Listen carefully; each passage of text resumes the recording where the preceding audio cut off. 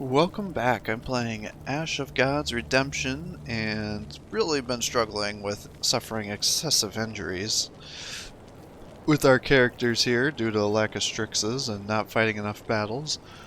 So we'll move on and see what everybody has to say. Ellis, the dark-skinned monk, is still out of sorts. He looks confused. Loitering forlornly beside the menhir, Ellis the monk casts a weary glances at the dead Parisians and NCs. He seems disinterested in the arms and trophies. You address him. Did the menhir help you, Ellis? Did you cure your weakness? Ellis shrugs timidly. Yes, I'm cured, I suppose. I just can't get over walking side by side with death. Oh, I wonder if at each menhir he's going to injure himself. I bet that's what happened. It's common knowledge that standing between the stones is much preferred to touching them. He hesitantly adds, Today I learned why.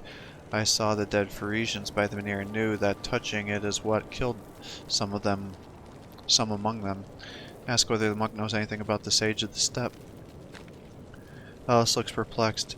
There's all kinds of folk in the steppe. Hard to tell whether someone's a sage or a man-eater. Thank the gods, I've never met either, though truthfully I can't say for sure about the man-eaters. Alice suddenly remembers something. My brethren encountered a sorcerer on the Kimra path on occasion.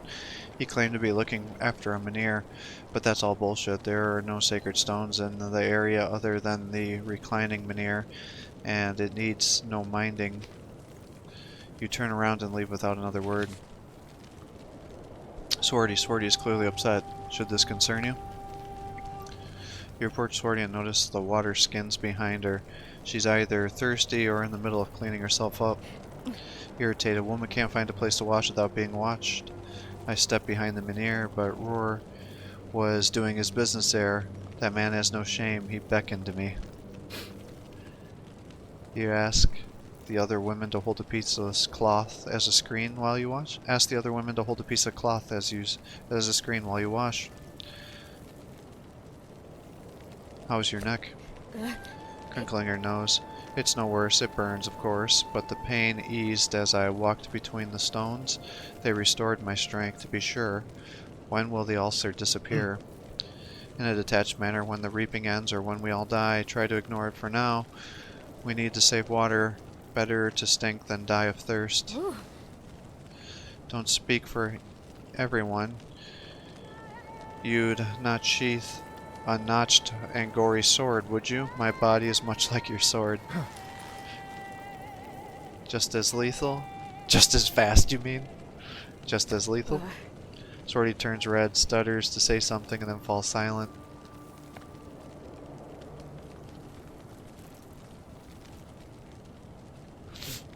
Oh, surprisingly, she doesn't want to talk to me. Roar scans the horizon. You wonder what he's looking for.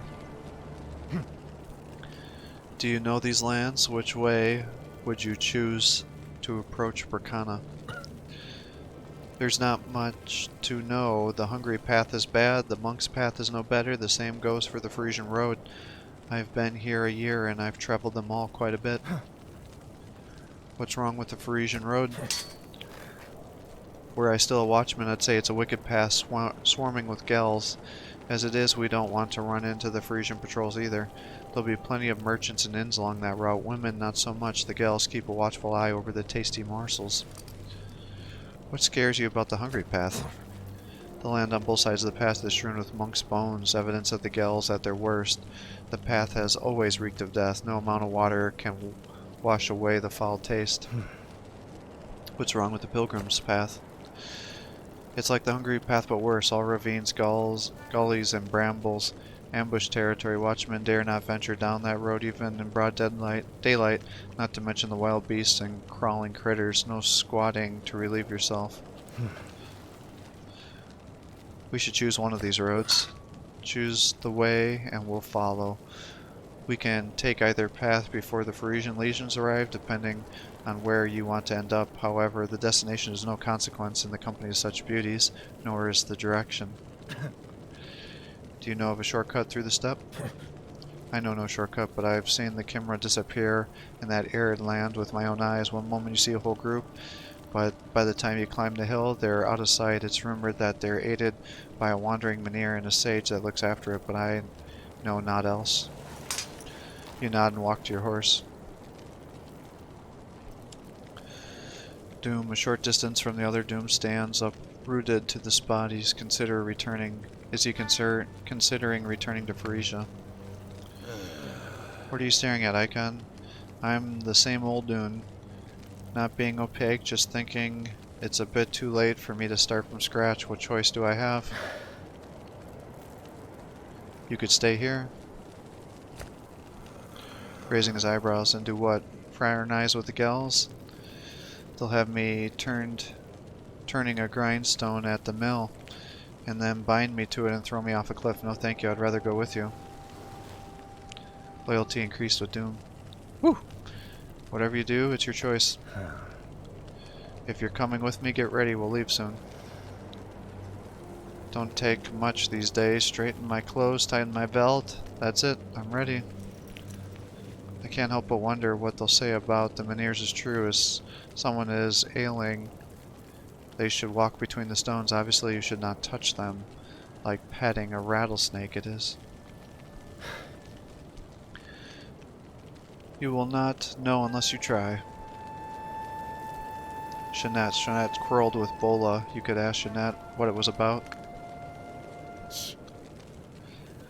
What is it, Icon? Here to question me about the little argument with Bola? Just sit back and enjoy the show. You realize that if I wanted to kill her, I would do it with a flick of a finger. What was the argument about? She cannot control herself. It's worth nothing. Fighting is foolish.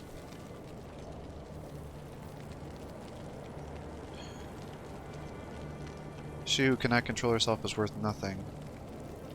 What was the argument about? Wincing. Could be about you. You don't believe me. Well, alright. I saw a ruby earring on the Frisian's ear, so I cut it off, ear and all. But guess what? The whore told me off. Told me I shouldn't defile the bodies. A detachment. You remind me of a peacock, fanning out feathers and flaunting. No fight, nor flight. Doing everything poorly, but looking good doing it. Through her teeth. Just remember, Icon, a crazed peacock is no less dangerous than a rabid wolf. They shoot rabid wolves from a distance. Same goes for foxes. Reed, you wonder what made Reed examine the NC's corpses. You should ask her. Do you need me, Icon? This NC's name is Karma. He's still weak, but he can walk. He will recoup quickly. He'll fight for us. Why do they wear masks? Shrugging. Different people have different customs. Why wear breeches? Because it's expected. In the NC homeland, the sun is scorching. A mask protects the face. It terrifies the enemy. Why should I trust it? The NCs are the servants of the reaping. Knowing the magic that binds them isn't very strong, I can lift the enchantment. If it's so easy to recruit servants of the reaping, why isn't everyone doing it? The Frisians, the temple servants, why do they not control the NCs? They do control them. The reapers in the temple control the NCs. Do you think the reaping comes like a storm? The NCs are poisoned, but some of them are not completely seized by the madness yet. They are few, but they can be saved. You can recruit an NC that has not yet lost its mind? Only if he's not hostile, and only if there's no reaper present, as well as no Mynheer nearby, or if it's been soaked in blood. Then, if I'm lucky, I can recruit him. The Chimera held NCs in shackles for weeks to remove the enchantment. But with Karma, we're lucky so much blood has been spilled here already. The Mynheer's powers have waned. You are a great sorceress. I am the finest healer and weaver of spells in the family, and even though I like to pore over ancient manuscripts, I am also a warrior. Karma is no longer susceptible to the Reaper's enchantments. Where did they come from? The same place as the Mynheer's. Chimera wisdom likens them to the NCs to bees. Their hive came with the Mynheers and landed somewhere in hail. To these bees, Mynheers are like flowers, and the reaping is like springtime. They awaken from their slumber and sting. It's your responsibility now. Incredulously, yes, mine and mine only. The Kimra descend from the NCs. We're children of incest. Karma brings fresh blood, and NC's lifespan is short, 2 or 3 years. Terminum will devour all of them that live. Do you want him to sire your child? Who is this fresh blood for? You? Through her teeth, that is not your concern. Yes, it is not my concern. When we fight shoulder to shoulder, your concerns are mine. In a strained voice, time will tell if it concerns or offends you. Loyalty decreased. No!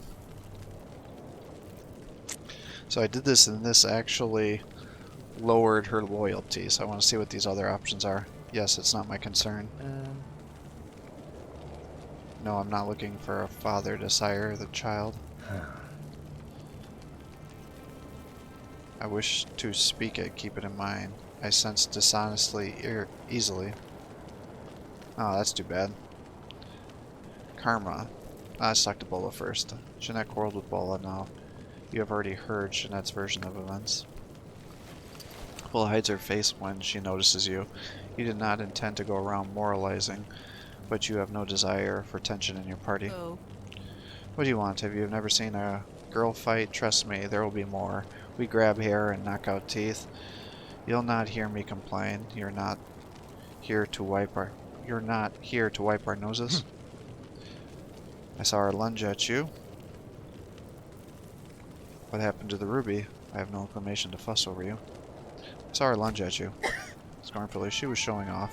She's hot-tempered and quick to flare up. She knew there were men watching. Men love a good cat fight. So I told her off. A fine excuse. Jeanette is so fetching in a fight. She's better than I am. What did you tell her?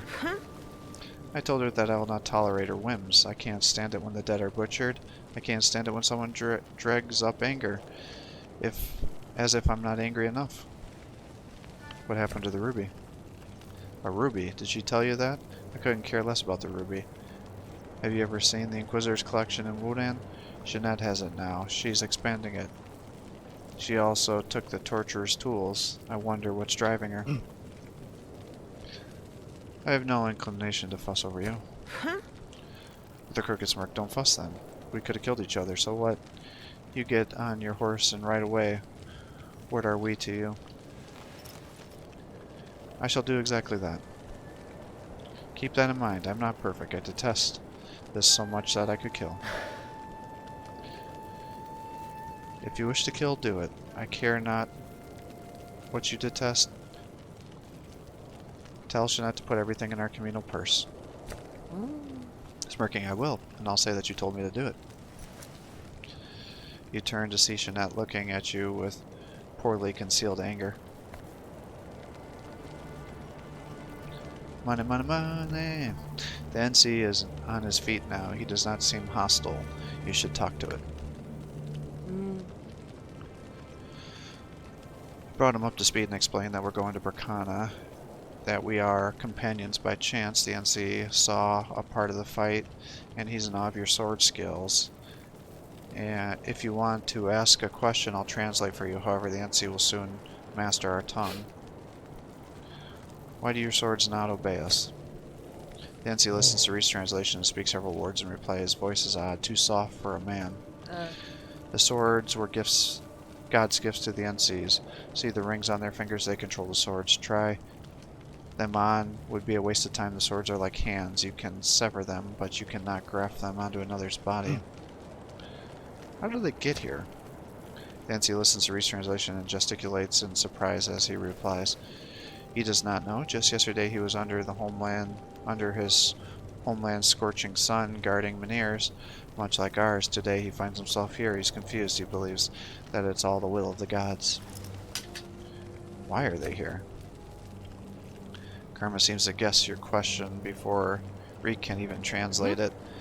They must protect the Meniers and pour blood over them and in libation to fill them with power and appease the gods. If the gods deem a sacrifice sufficient, they will grant these lands to the NCs.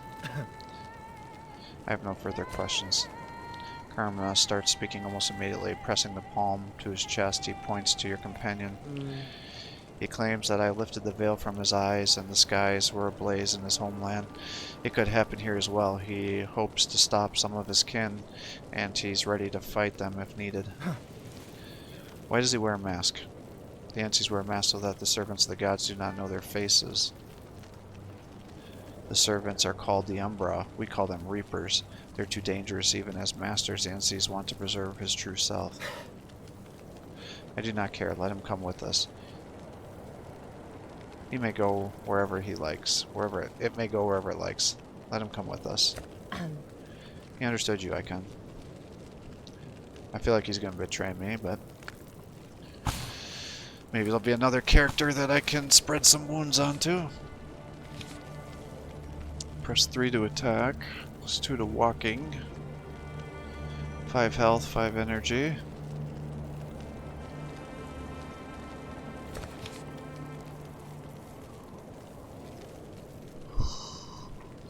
Retaliation. Mental strike. Deadly jab. Bloodlust. Well, it's pretty hard to not use that. Use the walking.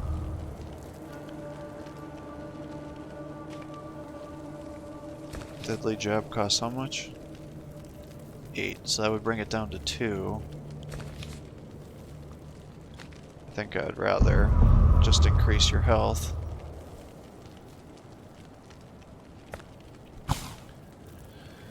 So I guess the next question is should I heal?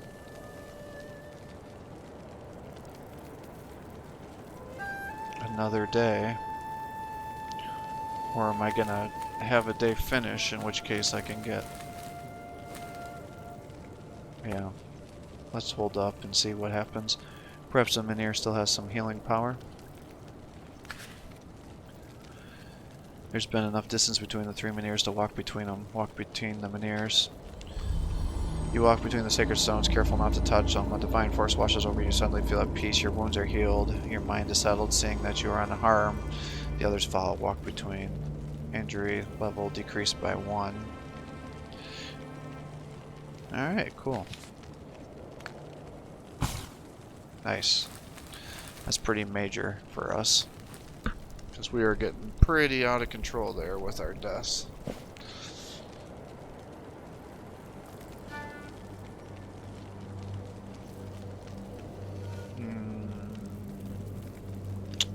I don't know how I feel about that one.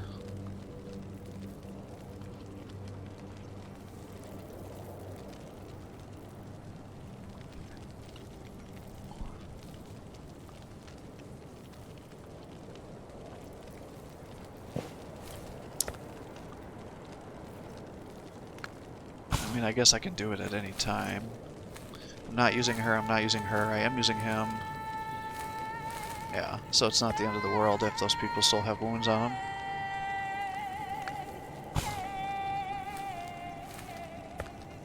Oh, here we go. I'm like, what is going on here? Not everyone made it to the top. But among those who did, nobody managed it by sheer luck.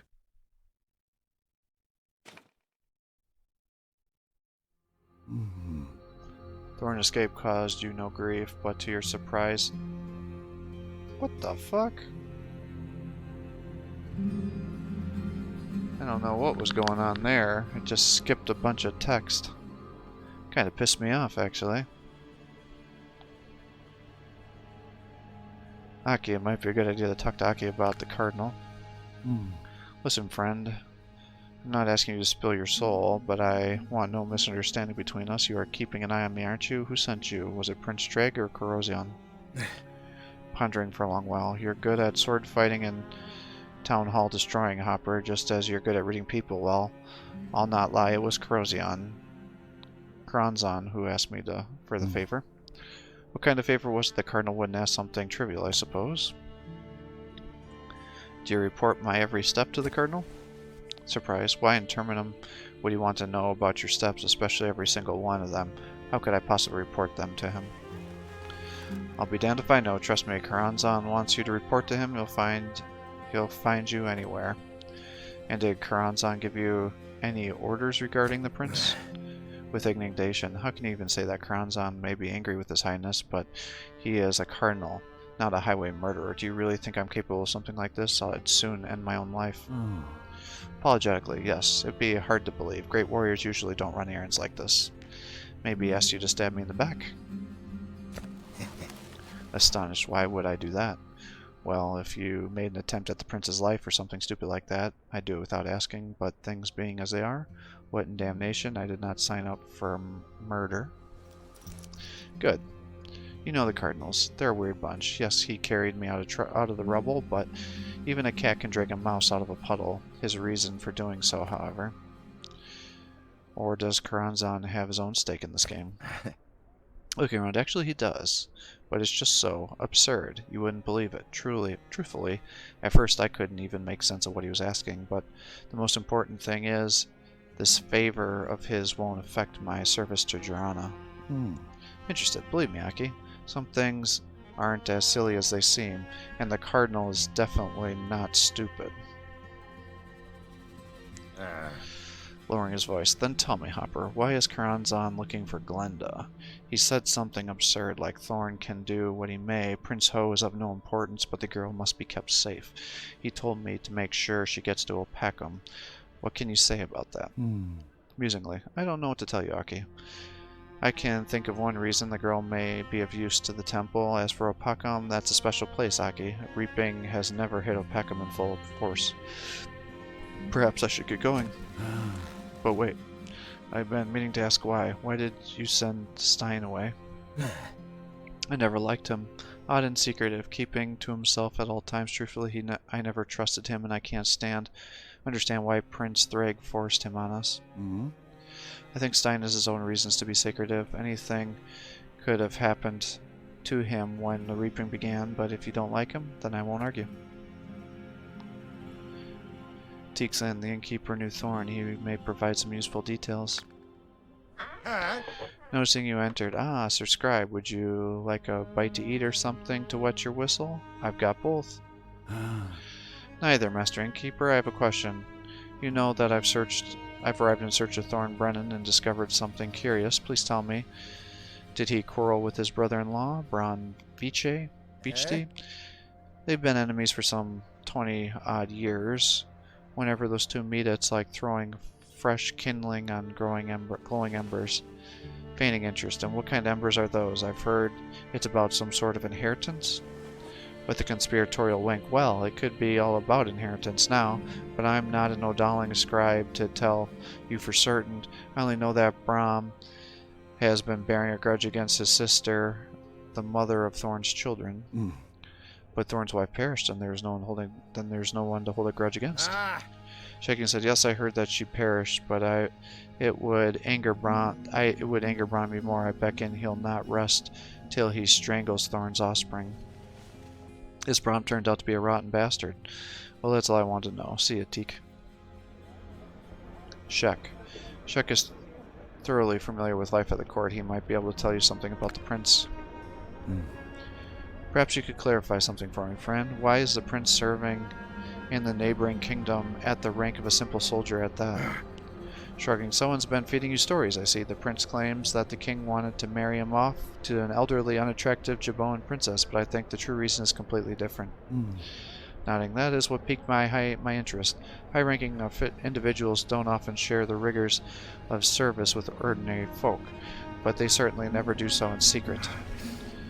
You don't know our king. He's too hot-headed. If anything goes against the grain, he flies off the handle and behaves rashly. Luckily, Prince Trag is much more sensible, but even he wasn't able to protect his son, who was ready to confront his grandfather regarding every little detail. No surprise there. I would be more astonished if a young scion didn't go against the elder's will. Our king is always rushing things, but with Ho, it is like a knife hitting a rock. The young prince turned out to be more stubborn than his father. The princess is one thing, but Ho didn't want to concede, so the king said, I don't want to see you until you've had your fill of shit and grit. I see now. Prince Trag made his base and Ursus to be closer to his son, and the son joined the Odalan company of young soldiers to keep away from his grandfather's spies. You're quite quick on the uptake, scribe. Well, if that's all you want to know, I better get going. I have so much to do.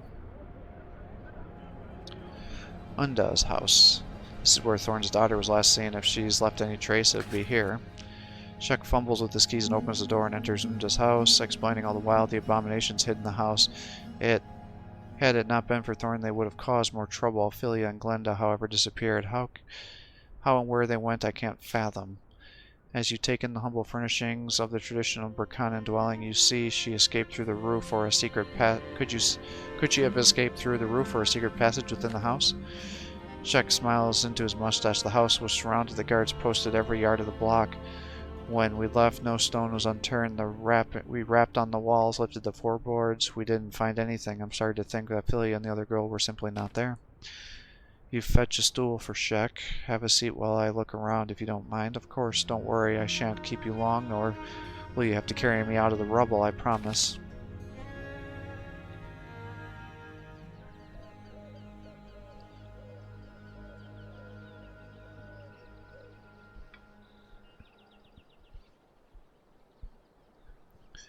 Junk, a pile of crates, sacks, and barrels. You go through heaps of useless junk, move barrels and crates around, yet you find no trapdoor. Outhouse, a sturdy privy in the backyard. The smell leaves no doubt this is an outhouse. Inspect the walls.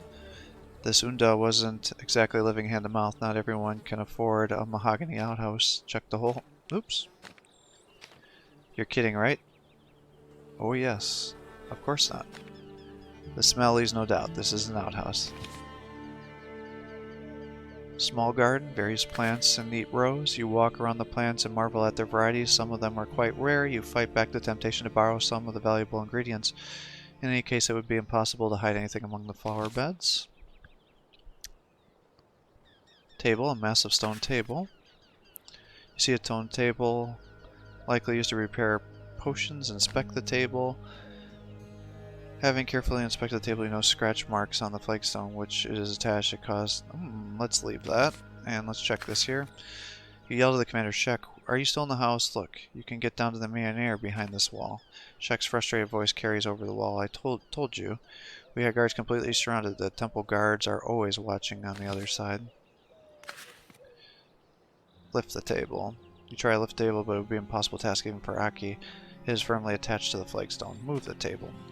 You try to move the table with success. Underneath it, a ladder descends in the darkness. The spell scroll is attached to the first rung. You snatch it before Shek approaches you. The commander shakes his head, then points out the inscription on the bottom of the trapdoor. You recognize the handwriting from the double menhir. And if you do not burn out, carry it. Shek struggles. Pure witchcraft. Let's go. This place gives me the creeps. You unroll the scroll, making sure Shek can't see you. For some reason, you're certain that is meant for you. The writing is from the same hand. The path leads west. May you not shy away from the tall buildings and remember your old friends and ancient enemies alike. As you leave Unda's house, Shek addresses you. What a catch. Congratulations, Hopper. I would never have found this cellar myself. You nod. This is where Glenda was hiding. She waited till everyone left and then escaped. Looking for her will be like looking for a needle in a haystack, but I will still try. You notice Shek's frown and reassure him. I remember my promise, Shek. I will do what I can. How much longer till we can get into the palace? The commander of the guard shrugs. Now's a good time to leave. My guards are on duty and the king's physicians have left.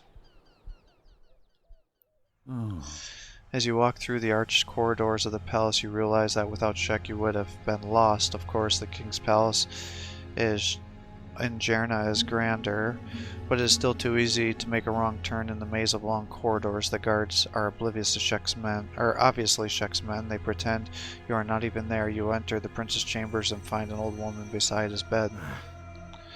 Looking at the woman, Hopper, this is Tanti, the prince's nurse. She has raised him from infancy and will do anything to save him now. She won't betray us. Come on, healer, do your part. Turning the face to the door, Aki, please stand guard at the door and listen closely, just in case you're no help with enchantments in any case. Examining Prince Ho, this is not what I expected to find. How could the daughter of a self-taught healer weave an enchantment such as this? This is no ordinary woman. Regarding this, I will now attempt to sort it out. Anxiously do your thing, Hopper. I will talk with Philia when I find her. Just give me the time to do it. After our chat, she'll be happy to withdraw her enchantment and place them on herself. Peering into the attachment, you should thank Philia when you see her. Her enchantment is not killing the prince, it is merely putting him to sleep. For a healthy man, it would have meant death, but for a mortally wounded one, it prolongs life. Its final moments stretched into minutes, hours, even days. Are you saying she swapped a quick death for a slow one? Should we bow her down to phrase her? What are we to do? You did well sorting out the enchantment, but how do we save the prince? Taking out a notebook, which Anne led to write with. I've not sorted it out. One cannot comprehend such an intricate weaving at a glance. Step back and let me concentrate. I will need to make a sketch of this pattern, and by the gods, hold your tongues. It's been long since you last saw such a sophisticated pattern. Several minutes pass in leaden silence, and you still cannot fully comprehend its properties. You'll have to play it by ear. Or the consequences of Prince Ho may be dire. What are you going to do? What you are about to do is dangerous, but it's still better than doing nothing. You begin to unweave the spell, but something goes wrong. The enchantment resists you, tightens its coils around the prince, and drains his vigor. You fight this alien magic for several minutes, but finally you admit to yourself that you may have fallen into a trap. You try to pull yourself together and make a difficult confession. I cannot destroy this attachment, only transfer it to another. It will not cling to me, but even if it does, it might rebound to the prince again. One of you will have to make this sacrifice. Shek smirks. Why waste one of us? Let me bring some thug from the dungeon and use him. We'll even clear him of all charges and set up a monument to him posthumously. You do not even have the energy to face the commander. It's a splendid idea, but we only have a few minutes, not seconds. Who is willing to do it? Your companions are frozen in silence. Their feelings are understandable. It's one thing to die for a prince in battle or shield him from assassins, but it's something else to entirely subscribe in silent, obscure death such as this. You'll have to pick who to do it. Look at Shek. The commander meets your gaze and turns pale, but regains composure almost immediately. Cast it on me, Hopper, he says. Such a death is honorable for any warrior. You can leave the palace the same way you came. You nod to the warrior, showing respect.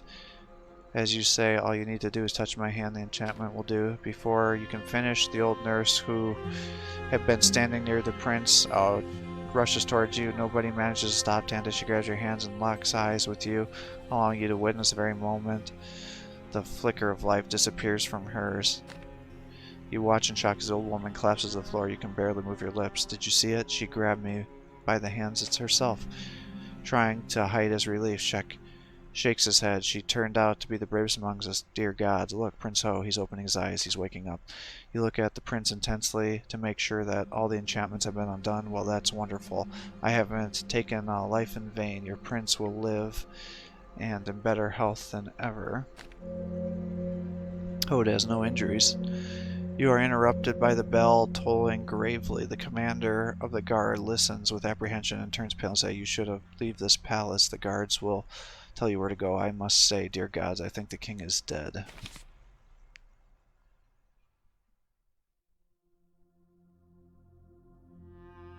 Gate. All affairs in Ursus are settled and it's time to move on.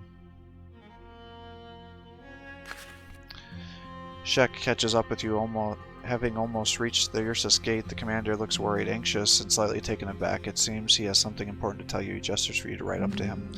Shek whispers loudly, I didn't want to tell you this. You might take me for a madman, but there is so much insanity around anyway. A couple of days ago, an old woman appeared at the gate. Her frame was fragile, but her eyes were young, quite peculiar. In a way, she looked like Unda. In a way, she didn't. Shek looks around nervously. She told me that if I see a scribe, I should tell him one word, Fraiga. You thank Shek and leave the city. There's plenty to ponder as you ride on.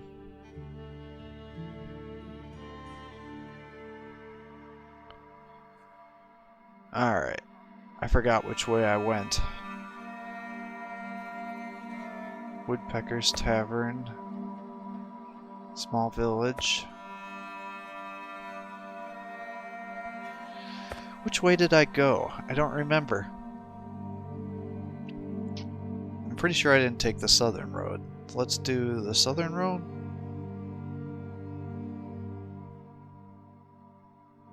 To the marsh.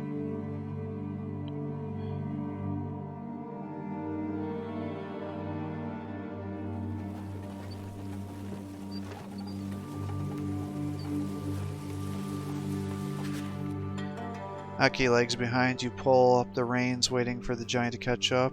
So you can see his face. His jaws set, he is in pain, and toughing it out, you make him stop. Even a hero needs to take a break time to time. What happened? Aki waves away your concern. My back is acting up, damn it. A weak spot. It's because I'm so large, it's tough to haul all this weight around. Turn the wrong way, sleep on the ground, or forget to put fir twigs under your bedroll and bang, the low back is screwed. Can't breathe in or out. Put me in a brawl or a Burkhanan bathhouse with a pretty lass and I'd forget all about it. Offer to examine his back. Propose taking a shorter rest. Ask what. Offer to examine his back. Are you a book lover or a healer? Aki asks suspiciously. You want to put an enchantment on my back? What if it falls apart like Albinus's town hall? You leap from your horse and help Aki down. Don't fret, soldier. The Albinus town hall didn't collapse due to the sorcery of mine, but because I took on another spell. Your back needs is a couple of able hands and good ointment, and it'll be as good as new. Aki leans over, watching you spread his bedroll on the ground. I doubt my back will ever be as good as new, but I'd love to heal it. This stupid illness has put me out of commission for a fortnight before. At least in those days, I had a woman to keep me warm and a bed to lie on, but now I can't even lie down. Amused by Aki's complaints, you make him lie down, roll up his shirt, and rub his back with a pine tree ointment. You run a hand along his mighty torso, carefully realigning the troublesome vertebrae. Soon, Aki is able to climb on the saddle all by himself and continue your journey. Scarlet Tower. Perfect name so after the bloody events that happened to your true story, it lost to time. Island Settlement. Let's go down there, I guess.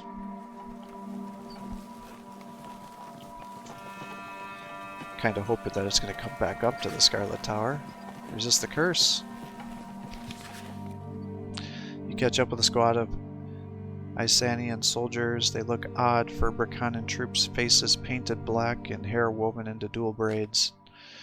I've heard about these black snouts, Aki jeers. We call them muck vandals or the night watch. These Isanians are so funny. Recount the squad's story. Laugh at them with Aki. Recount the squad's story. Aki's laughter finally subsides. You even hear a warrior name. You ever heard of a warrior named Drur, you ask? He died in Vale in the northern campaign of old. He was one of the best warriors and mentors in all of Isania, maybe even all of Burkana. A hero of magnitude only rises in Isania once a generation. There's always someone who stands above the rest. Kor Baf was the first. Aki listens as you recount your story. 460 years ago, the Jaboan War began. For the first time since the Battle of Drowsy Deep, Burkana clashed with Pharesia and suffered a crippling defeat in Jormung. The Pharesians surrounded the Burkhanan knights. The king's headquarters inside the city, a small squad was surrounded in the market. The northerners' next attack could mean their doom. The warrior saved the day, you continue. There are times, he said, when you need the elements of surprise. He parted his hair, making 2 braids, and slathered up with soap to make them stand upright. Like a pair of horns, he smeared his face with soot and rushed at the enemy. The surprised Pharesians, with his fighting skill and his demon-like appearance, the enemy still confused by his trickery, the Burkhanans followed him and broke through.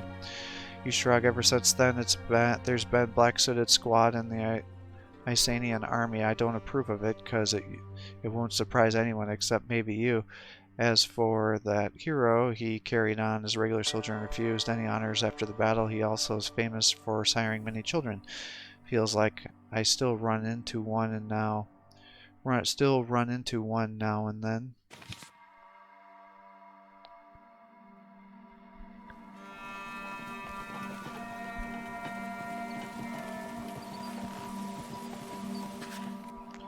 You stop by a tiny village to buy fresh bread from the roadside bakery. An ancient man with a crooked cane hobbles closer. His droopy eyes rest on you for a moment, then kneels before you. He tells you that he recognizes you, saying that you were once his teacher, and that you traveled the roads of Bracana together some 80 years ago. You grab him by the shoulders and yank him to his feet, then quickly send him away with a handful of coins. Aki mounts his horse, rips a chunk of hot loaf, and washes the simple meal down with a jug of fresh milk. What was that about, Hopper? Tell me. If you're trying to pull the wool over my eyes, make sure it's nice and warm.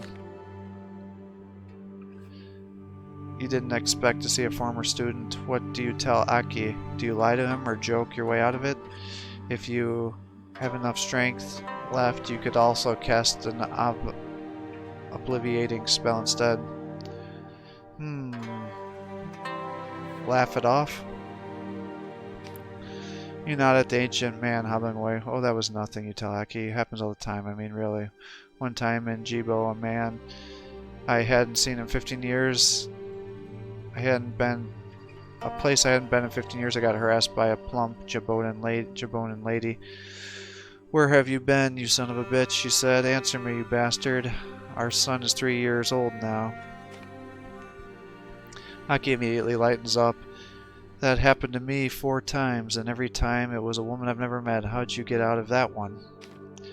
You chuckle. I didn't. The guards took all my money, gave a third of it to the woman, and kept the rest for themselves, so I'll never set foot in Djibouti ever again.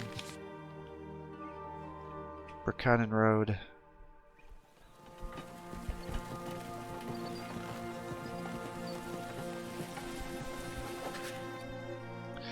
As you restock supplies at the roadside village, a distant tower draws your attention. Locals are eager to share that a Jaranan official's daughter recently took up residence there. The woman is reportedly a witch, so the tower was nicknamed the Witch's House. You recall a piece of advice, including tall buildings, and decide to pay the witch a visit. A Tory. The witch turns out to be a very good-looking young woman. At sight of Aki, she blurts out her name, Atori, and shows you her temple license. She then complains that someone has covered the interior walls of her tower with indecipherable ruins, protected with charms that would take her more than a year to break. Ask Atori to see the tower. Atori regards you suspiciously. Oh, I should have kept my mouth shut. No, I won't let you in. I could learn a lot from the way that the enchantment is woven. I'll entangle it myself in time. Right now, I have other matters to attend. You consider your options. You can't force your way in, or Tori's father will have your head. You could use a subtle enchantment on her, but that easy to underestimate the power the Scarlet Witch might have. She mentions some matters to attend. Perhaps you could render her a service. Ask Tori about her matters in need of attention. Tori is eager to tell you that both she and her father strongly opposed slavery. For a time, the witch was tracked by Ryan, who had once raided Burkanan villages, and the Gels that had driven captives into slavery. The search for Ryan is what brought Tori here. The witch has already located the hideout, and she won't venture there alone. She now waits for her father's men to come. However, Ryan might escape. While she does so now, you could use... Oh, so I gotta fight the battle for her. Offer to help. You realize that you could do the right thing and be rewarded. Trekking down the bastard could take several days. Offer to help. You tell Tori that you will find and punish Ryan. With a brilliant smile, she provides you detailed directions as the slavers accomplishes hideout. You depart immediately. You depart and search for Ryan, but you don't find any luck until the next day. Aki points a man with a crutch standing by the side of the road. He matches Tori's description. That's Ryan. The bastard is pretending to be wounded. He probably leads some kind-hearted strangers to his accomplices. You can't stop Aki's rumbling before Ryan understands what is happening. Leaping up, he throws his crutch to the side and disappears into the bush. It's not my fault. They made me do it, you hear him yell. Whooping happily, your companion jumps off his horse and runs after Ryan. You stay on the road. The last thing you need to do is break a leg in a deadfall.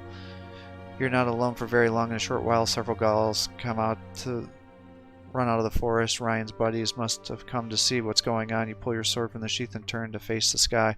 Are you serious? In a moment I'm alone. Someone tries to kill me. How about some variety? It'll be an easy victory. And I have new points. Boom.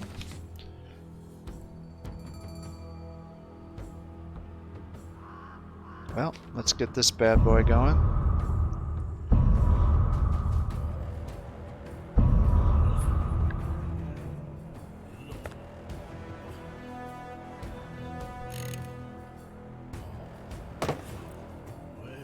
hide you in the corner.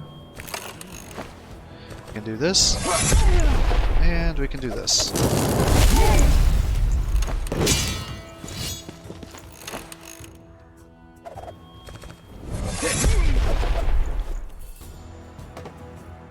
So no matter what, he's going to be able to attack you. He may not, though. So let's end your turn.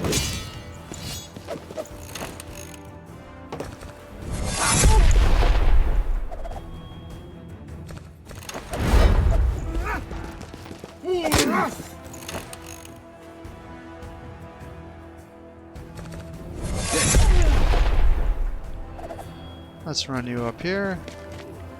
Use that bad boy. He's gonna come over and attack you. Oh. Different way than I was expecting, though.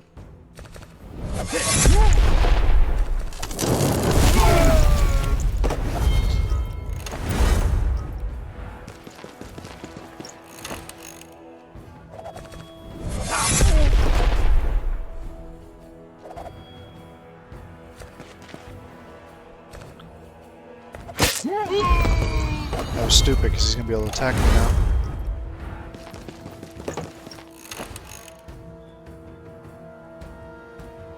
Alright, let's run you down here.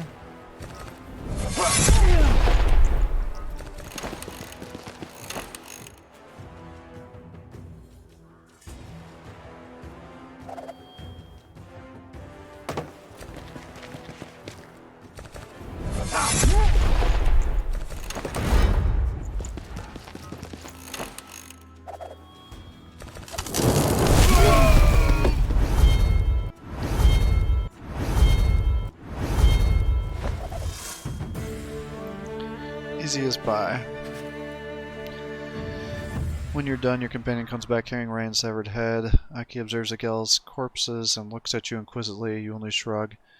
Your way lies back at the tower now.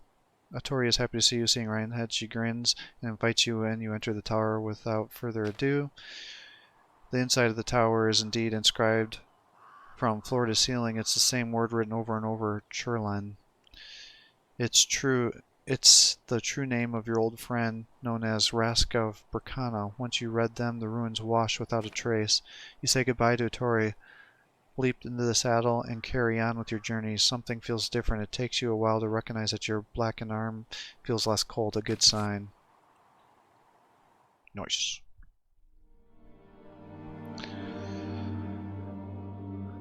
Alright, which way did I go? Wolves grazing. The outpost, Stony Watch, Island Retreat,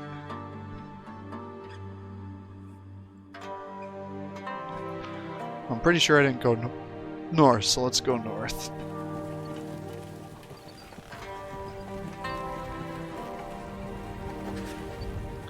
Resist the curse.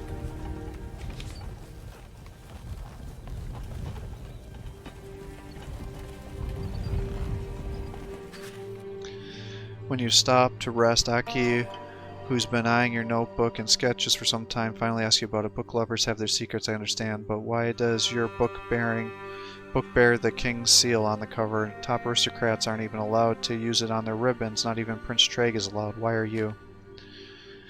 You can't help but smile. The giant warrior is actually quite observant. Treg didn't favor him without reason. What's best way to reply? Tell Aki about the book? Gloss over the subject? Plead royal confidentiality. Tell Aki about the book. Did you know that Treg's father was as stubborn as his son? You ask Aki. I suspect his grandson is as well. He was supposed to marry a Jaboan princess. The Jaboan monarchs are infamous for their family resemblance. They are quite ugly. However, only the beautiful bride around was the Estonian king's granddaughter, who just happened to be visiting the Odalan queen. How could he get himself introduced? You show Aki an inscription sealed by the Izayan and Jurayan royal houses. The bearer is truly trustworthy. With a chuckle you explain the current king of Jurana was training in Oldala's regiment of young soldiers. The royal library supplied their textbooks, and it so happened that the princess was also an avid reader. That's how it worked out between the two of them. The scribe who was The go-between received the notebook as a thanks. Aki stares at you wide-eyed. Do you have any idea how valuable that book is? The Isonian princess Treg's mother died a long time ago. That's what made the king bitter forever, and now, wait a moment. Didn't that happen 50 years ago? You chuckle. Yes, I was a bit younger then. As for the value, aren't good memories enough? The Witch's Path, a lonely road running along the ominously ashen wasteland. Occasionally a mounted Duran and patrol may ride by, but the travelers rarely use it. Shit, didn't I come up here? I might have actually come up here.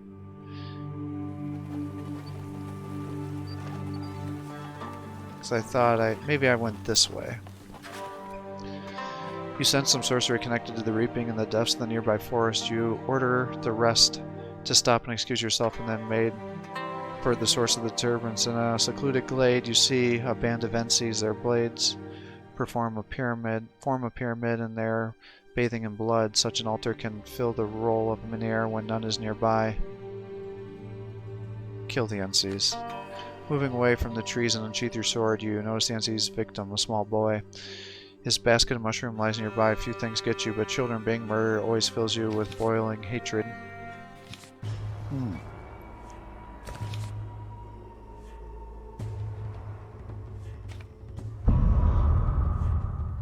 That's probably overkill. I should probably have been increasing my damage, but oh well.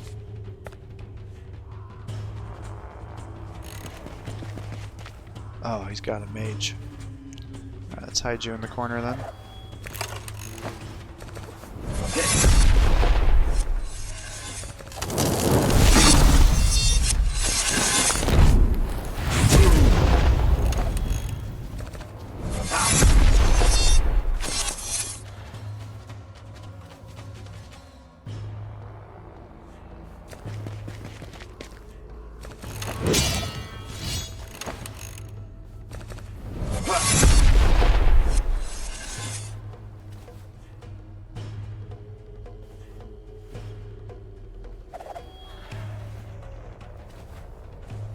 Actually, he'd be able to attack you.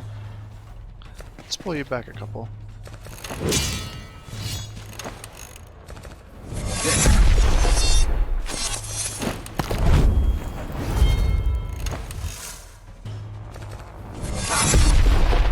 Is this a free attack now? 2 energy? Pretty much.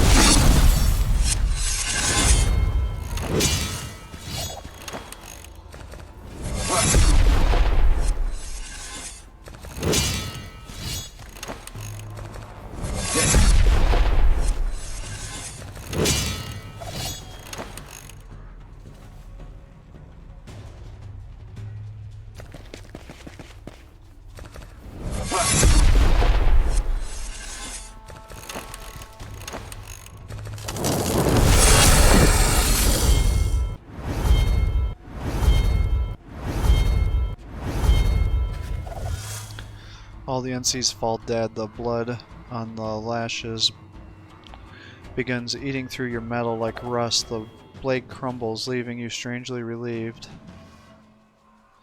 The reaping grows weaker, as does your curse. The good news... That's good news, but you shouldn't stay here. You need to get back on the road.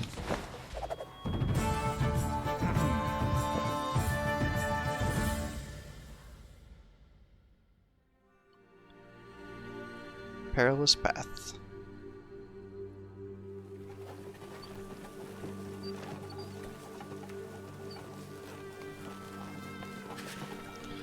Resist the curse.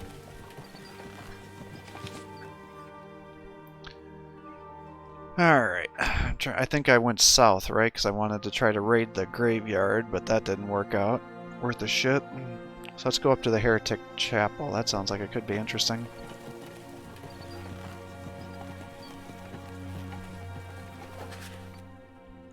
Nothing has changed in the Ashen Waste for hundreds of years, but now everything feels different. There's a bitter taste in your mouth, like you've inhaled some smoke, but there's none to be seen. There's only Ashen Valley, gray grass, and a gray sky. What's the cause of the sting in your throat? Where did this feeling come from? You need to make camp.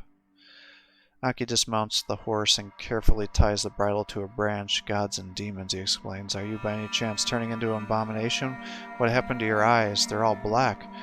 Or have your pupils consumed your eyeballs? What about my eyes? Say it's all a delusion. Say that these are effects of sorcery. Blame it on the strangeness of the wasteland. Say that they are effects of sorcery. I think he'd believe that. You shrug. It happens, Aki, but such things usually happen when I perform some basic magic, like driving the bedbugs away from the dwelling or healing feet like at the Ashen Wasteland is a special place. It's like sitting near an open furnace. Your face reddens whether you like it or not. Aki nods. It'll get red all right. If you're near an open furnace or a bonfire. Take me for example, if I eat too many plums, my stomach gets all upset and I break out in pimples. I can't show you now. There aren't any plums, but I've heard tales of taverns about eyes turning black. Maybe you can tell me some more? Tell Aki about yourself. You smirk. There's a legend that says that about 1,000 years ago, when the divine judgment happened, Curios came to the earth. They were like divine heralds. To mingle with humans, they possessed their bodies. Their power, however, needed to be released. That caused them to their eyes to turn black, and people tried to kill them. Aki smiles dismissively. Do you mean that's the Curio? Stop yanking my chain. It's been 1,000 years. Understand? 1,000. There are no Curios left. Only some distant relatives, perhaps. Did they have any children? They did, but not all of them, you answer carefully. I might be a descendant of such a Curio. Not a direct one, perhaps. 1,000 years is a long time, after all.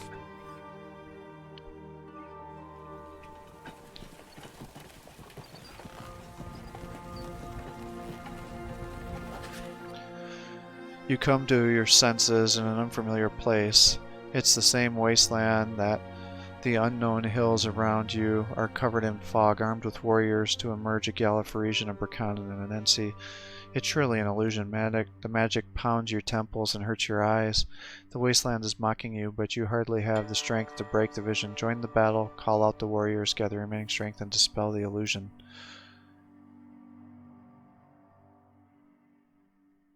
Call out one of the warriors. You shout to the Berkanan, but the ring around you tightens. No one is talking in the wasteland. Now let's join the battle.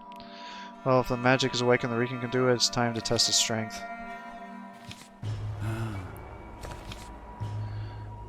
Master of Combat, Quick Strike.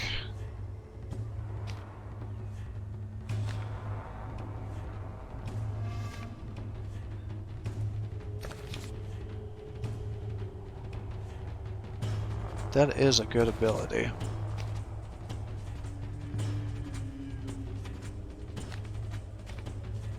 Let's get it upgraded.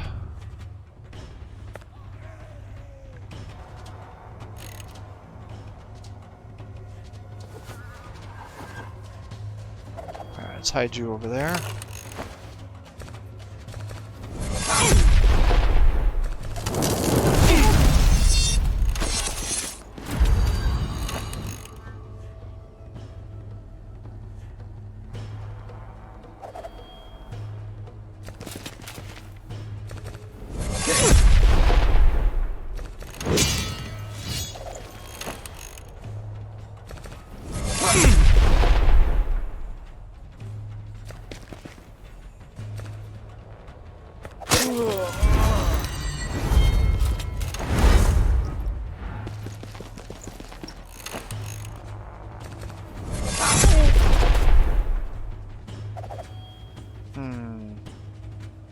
Well, I do 40 damage, I might as well do it.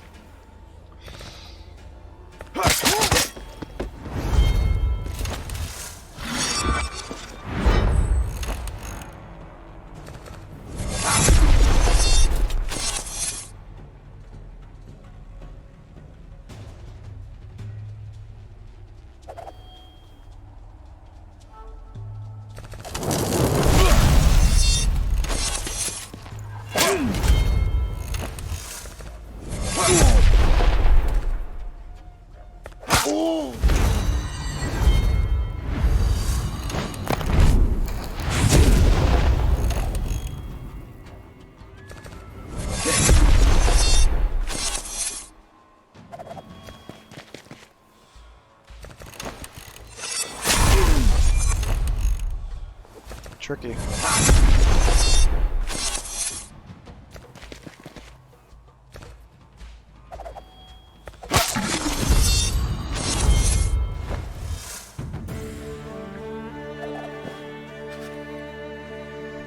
The army disperses with the fog. Retracting your steps, you understand that you were led away from the chosen path by an illusion.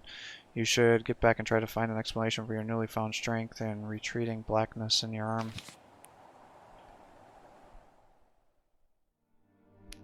I seem to be doing a really good job with Hopper and then sucking with everybody else.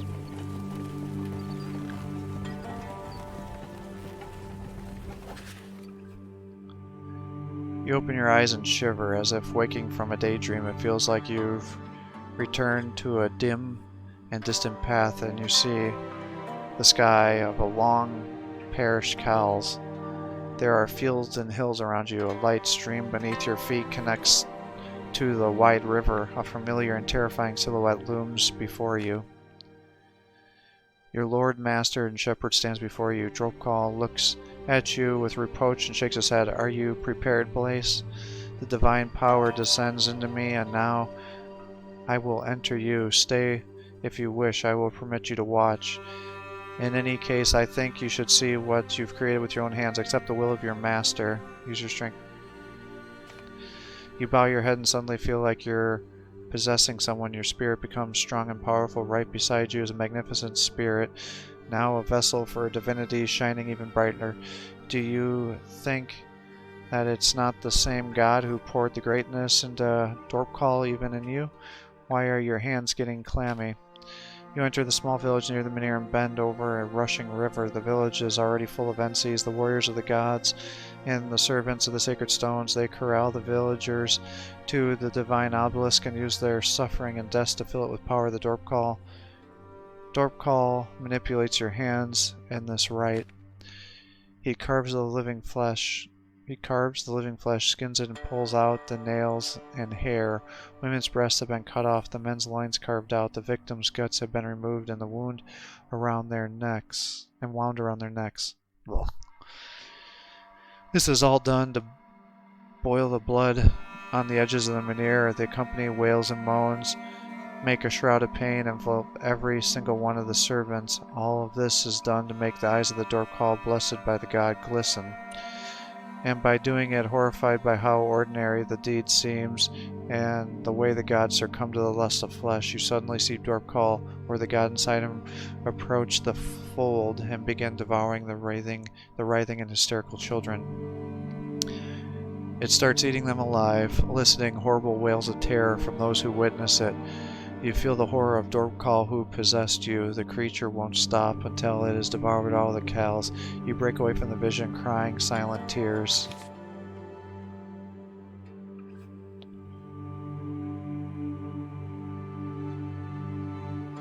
Let's go to the ruined fortress.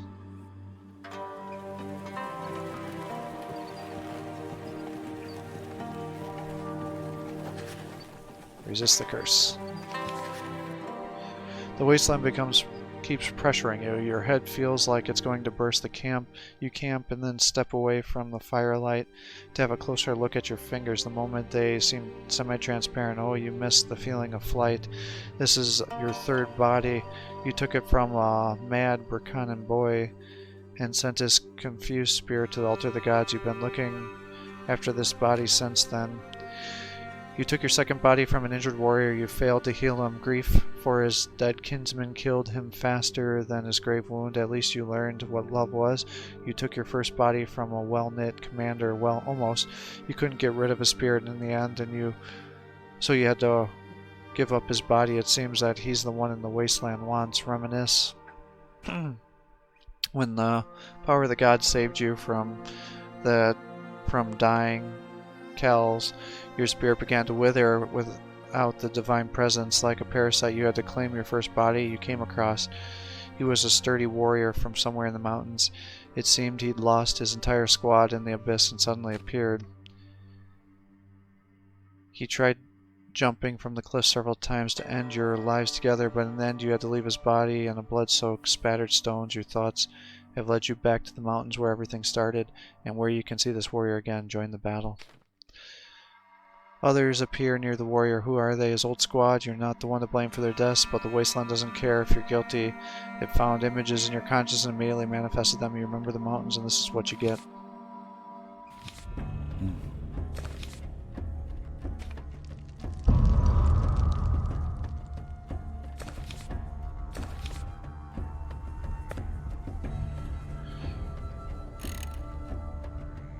Archers. Alright, let's hide in the corner again.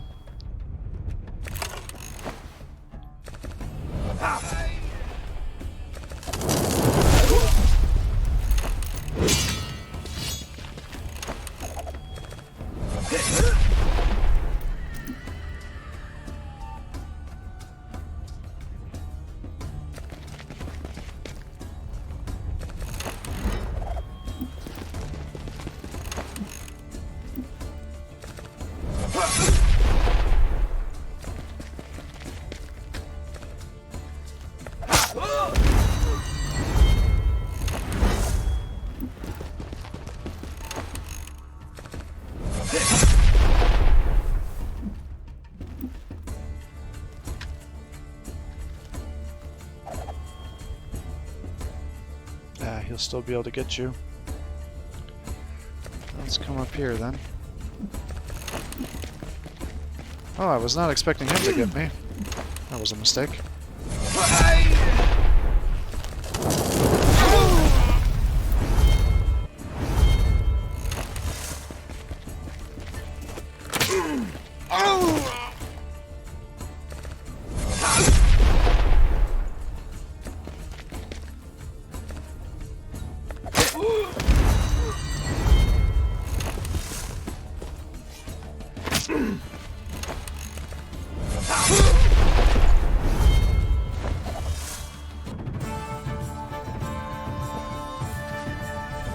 After the fight, you come to your senses in the wasteland. This place is starting to annoy you. Too much chaotic magic keeps attacking your mind here. You hope to leave it behind soon.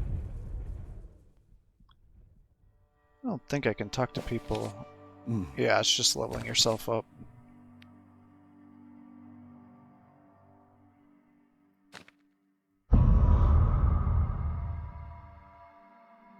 That should be plenty.